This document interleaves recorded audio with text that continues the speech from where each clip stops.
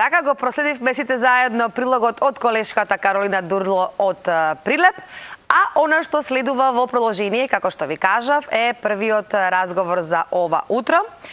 Знаете дека во петок, во овој прв дел, ни доаѓаат секогаш гости, односно доктори од клиничката болница Аџи Бадем Систина, а ова утро заедно со вас и со нас е доктор Златана Петковска, специјалист по интерна медицина и субспецијалист кардиолог, кој што ова утро ни доаѓа од клиничката болница Аџи Бадем Систина.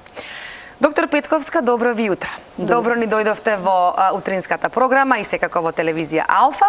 Оно што ќе биде наша тема ова утро, мислам дека е многу важна, а тоа е важноста на превентивните кардиолошки прегледи. Кога сме веќе кај кардиолошките прегледи, превентивни зборуваме, значи тука не станува збор за некои симптоми, така, туку прегледи кои што се препорачуваат да се прават, да кажеме, веќе кажете на колку време. Сега, кои се тие превентивни кардиолошки прегледи? Што се вклучува во прегледот? Добро утро. Пред се, благодарност до вас за поканата и секако се надевам дека ќе го задржиме вниманието на вашите гледачи со оваа тематика. Значи, пред да почнам да зборувам кои се превентивни кардиолошки прегледи, би сакала да напоменам зошто се битни тие. Затоа што кардиоваскуларните заболувања представуваат водечка причина за смртност на глобално ниво, значи на светско ниво. И тие заболувања предизвикуваат околу 17,9 милиони одземени животи на годишно ниво. Во Европа над 42,5% од вкупната смртност отпаѓа баш на кардиоваскуларните заболувања. Или тоа би дошло околу 10.000 животи на дневно ниво. Значи, тоа е една огромна бројка. Секогаш, генерално, популација која е зафатена од овие кардиоваскуларни заболувања и смртноста се потенцира кај тие лица кои се под 65-та година. Значи, зборуваме за помлада популација. Токму така, во Европа, во моментот, над 11 милиони нови случаи од кардиоваскуларни заболувања имаме диагностицирано.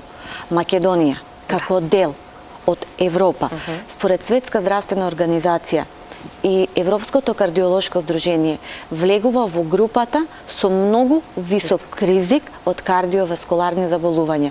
И само тука би дала еден пример, дека ако земеме популација од 100.000 жени, повеќе од 350 од нив имаат ризик за смрт од кардиоваскуларни заболувања. 100.000 мажи, повеќе од 450 од нив имаат ризик за смртност од кардиоваскуларните заболувања.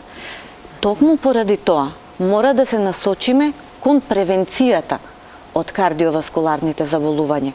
Превенција, уствари, значи преземање на сет на мерки кои ние можеме да ги преземеме на глобално ниво, збориме на општата популација, или таргетирано, индивидуално, кон одредени лица кои имаат ризик од кардиоваскуларни заболувања и со цел да го намалиме влијанието или да ги елиминираме несаканите ефекти од кардиоваскуларните заболувања. Што све влегува во кардиоваскуларни заболувања? Тоа се болести кои ги зафаќаат крвните садови, срцето, односно меѓу народот познато срцев удар, мозочен удар, периферна болест или тоа е болест на артериите, на нозете и уште многу други болести. Како до превенција? Значи, едно здраво општество бара здраво и работоспособно население. Така. И баш поради тоа мораме да делуваме на превенција. Како делуваме со прегледите? Прво, делуваме на општата популација, токму благодарение на вас, нели, како медиуми, преку вакви информативни емисии во кои се трудиме да ги едуцираме луѓево за ризик факторите и за промената или правилниот начин, стил на живот, кој ќе ги заштити од кардиоваскуларни заболувања, од една страна, а од втора страна делуваме и индивидуално. Значи, ние таргетно ги бираме лицата кои имаат зголемен ризик од кардиоваскуларни заболувања и според тоа, според одредено скорирање, според одредени табели, им препорачуваме што све треба да се направи за да не се стигне после тоа да лекуваме компликации од кардиоваскуларните заболувања. Убаво е, ние знаеме да кажеме подобро превентива отколку подобро се спречи речи отколку да се лекува. Така да на тој начин ние ги делиме кардиолошките прегледи нели на превентивни прегледи. Кои се прегледите?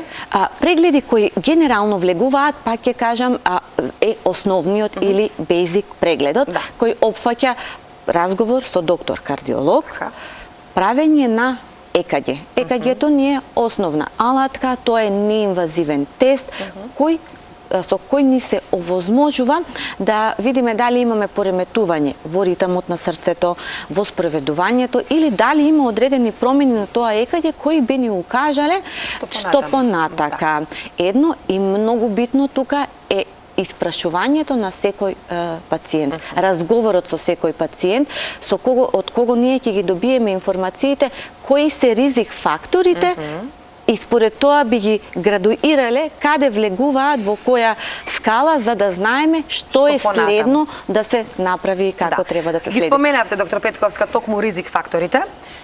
Сега одмаз да се надоврзам на моето прво прашање, кои се ризик фактори кои што вас ви даваат индиција за потоа кои прегледи следуваат по ЕКГ-то? Така. Ризик фактори постојат бројни. Многу е важно да споменеме дека постојат ризик фактори на кои ние лично, ниту ние како лекари, ниту самата личност не може да делува, меѓутоа постојат и фактори на кои може да делуваме. Во ризик фактори за кардиоваскуларни заболувања, на кои не можеме да делуваме, е пред се возраста и полот. Со зголемување на возраста се зголемува ризикот од кардиоваскуларни заболувања. Мажите влегуваат во ризична кардиоваскуларна група порано од жените.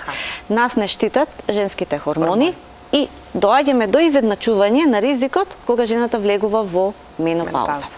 Расата исто така, белата раса е помалку ризична од црната раса во однос на кардиоваскуларните заболувања и многу битно што сакам да го потенцирам тука за гледачите е генетиката или генетската предиспозиција.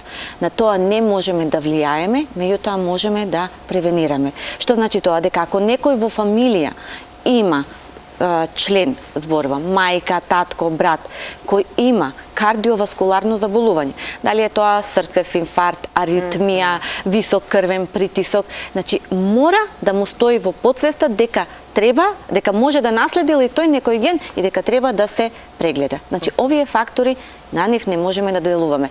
Меѓутоа постојат фактори на кои што можеме да делуваме. Пред се тоа е високиот крвен притисок. Ние често знаеме да кажеме дека тој е најчесто асимптоматски и дека е тивок убиец. Високиот крвен притисок кога треба скрининг да се измери. Основно е дека 18-та година веќе треба барем на 2 години еднаш да биде измерен крвниот притисок. Меѓутоа, не она во домашни услови, комшијата ми измерил или сами се мериме, така, него тоа треба да биде измерено од стручно лице. Дали е тоа матичен доктор, кардиолог, значи треба да биде еднаш направен мерење на крвен притисок. Меѓутоа, таму кај што имаме популација од 18 до 39 години, а кои влегуваат во лица кои имаат ризик, тогаш најмалку еднаш годишно треба да се направи тоа мерење. Над 40-та година веќе се зголемува ризикот и тука имаме потреба од мерење задолжително, барем на годишно ниво. Доколку медицинското лице утврди дека има потреба, тој ќе упати или кон специјалист кардиолог или евентуално други препораки ќе даде. Втор фактор на кој исто така можеме да влијаеме се маснотиите. Холестеролот. Така, високиот холестерол често пати знае да предизвика, е основа за предизвикување на атеросклеротична болест. Тоа значи дека се таложат тие масноти, по плаките, стварат плаки по крвните садови, се стеснуваат и како резултат на тоа се јавува срцев удар, се јавува мозочен удар, се јавува болест на нозете. Тоа е значи вториот фактор. Тука само да потенцирам дека е многу битно кога се испитува да не се испитува само вкупен холестерол и триглицериди, него нас ни треба и добриот и лошиот холестерол, тоа се ЛДЛ и ХДЛ фракцијата. Трет фактор ризик диабетот. Лицата со диабет тип 1, со диабет тип 2 и предиабетесот имаат 2 до 3 пати поголем ризик за развој на кардиоваскуларни заболувања. Како се стигнува до диабет е следниот ризик фактор: прекумерена тежина и лоша исхрана, така, и фамилиарна генетика, наследен фактор. Прекумерната тежина многу е лесно и дома сами да си ја измериме. Го мериме на body mass index, калкулаторче, ставаме тежина, ставаме висина и добиваме body mass index. Тој што е над 25 е веќе ризик за зголемување на кардиоваскуларните заболувања. Исто, она адипозна змија, збориме стомачна гојазност кај луѓето, мерење на обемот на половината, на стомахот. Кај мажи над 102 см, кај жени над 88 веќе го зголемува ризикот од појава на кардиоваскуларните заболувања. Физичката неактивност, пушењето, алкохолот, и тука би го споменала некако последен, меѓутоа како многу битен ризик фактор, психосоцијалниот момент. Значи, лицата кај што имаме социјални проблеми, кои немаат социјална поддршка, лица кои се константно под еден хроничен стрес, анксиозност, депресија и останати психички коморбидитети доведуваат да се зголеми ризикот од кардиоваскуларните заболувања. Така да тие се многу битни работи кои би ги потенцирав токму поради тоа што гледачите треба да се категоризираат или можеби ќе се најдат. Ќе се пронајде секој во ова што го кажавте. Јас мислам дека секој од нас ќе се пронајде, поготово над 40-та веќе година, кога треба да биде и тоа почесто. Сега овие се превентивни прегледи зборуваме, значи без симптоми, но кога да се јавиме на кардиолог ако почувствуваме симптоми? Во основа превентивните прегледи, нели, доаѓа пациент без симптоматологија. Меѓутоа, што треба да биде тоа? Аларм за да не натера, ако ништо друго да направиме превентивен преглед. Јас ќе почнам со симптоми за покачен крвен притисок. Пошто рековме дека е асимптоматски. Кои се сега вредностите на нормален крвен притисок? Значи, нормален крвен притисок треба да биде под 140 со 90 или треба да биде да се движи околу 120, 130 со 80. Значи, тие се вредностите кои се нормални за популацијата, да кажеме. Како се зголемува возраста, доколку се третира, тогаш малку ги поместуваме тие граници. Да. Зуење во уши, вртоглавица, несвестица, главоболка. И тоа најчесто тилната главоболка може да биде симптом кој ќе не потсети дека може не е на одмет, барем матичниот доктор да го посетиме и да не измери еден крвен притисок. Болка во гради, нелагодност во гради, стегање во гради, болка која се шири према долна вилица, болка која се шири према грбот, болка кон левата рака. Често пати се предзнаци, дали тие се явуваат во мир или при физичка активност, е предзнак дека може би станува збор за коронарна артеријска болест или запушување на крвните садови кои го хранат срцево. И да, време е да се посети кардиолог. Болка во нозете, неможност да пешачи. И ние имаме пациенти кои ќе дојдат ќе кажат одам 100 метри и осеќам грч во ногата. Значи, тоа е веќе знак дека можеби настанала некоја болест на артериите на нозете. Вртоглавица, несвестица ги спомнав за покачен крвен притисок. Меѓутоа, пропратено со темнење пред очи, губиток на свест, може да биде знак за срцева аритмија. Тешко дишење, гушење, појава на отоци по скочните зглобови, по нозете. Знак дека може би станува збор за ослабнато срце.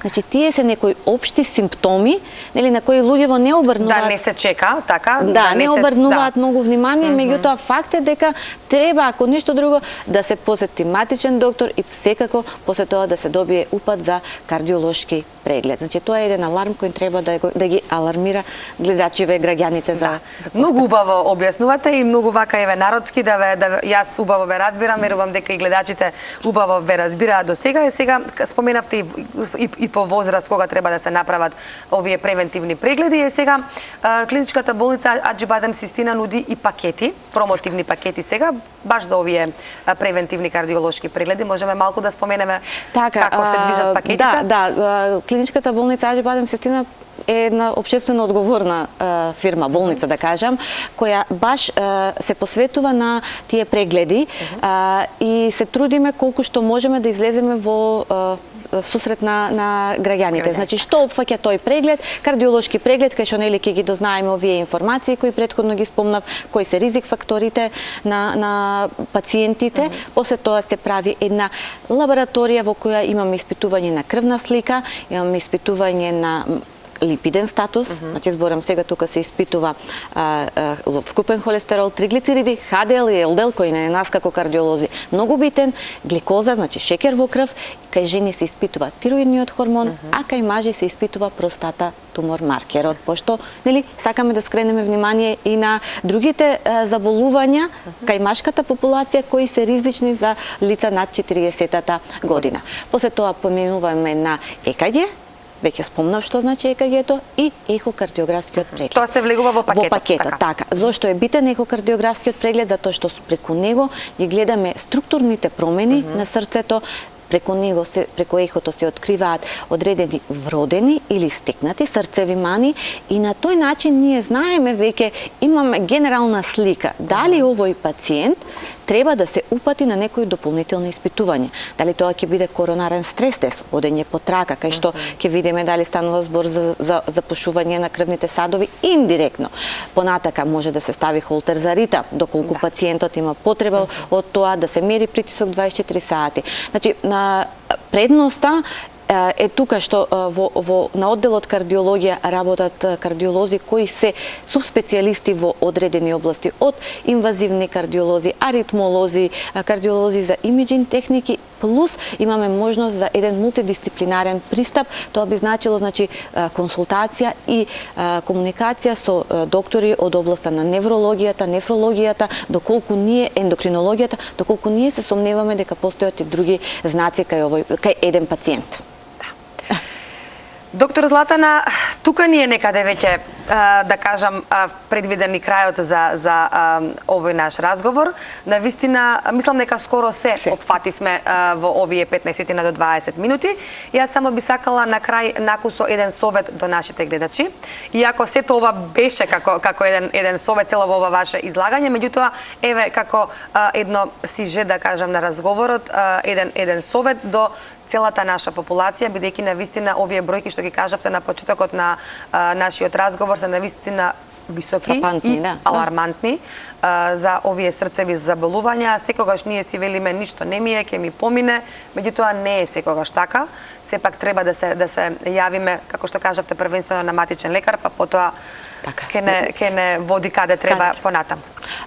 Совет до граѓаните: хранете се здраво, физичка активност 30 до 60 минути барем на дневно ниво. Прошетка, ако не ништо друго, барем една прошетка. Барем едно пешачење, брзо одење. Слушајте ги советите на докторите и секако земајте ја редовно препишаната, ординираната терапија. Немојте да ја прекинувате на сопствена иницијатива. И помалку стрес. Помалку стрес. На тоа колку можеме да влијаеме во моментот, во средината кај што живееме, тоа е малку потешко. Ви благодарам многу за вашето гостување ова утро. Сега ќе ве ослободиме и вас да се вратите на вашето работно место, бидејќи ве чекаат работните обврски. До скоро видување. Се надевам за убаво повторно некој разговор. Ќе ве поздравам. Благодарам на поканата. Поздрав до гледачите уште еднаш. Ние, почитувани, продолжуваме со програмата. Она што следува во продолжение се блок реклами. Останете со нас, бидејќи потоа ги отвораме телефонските линии на слободна тема.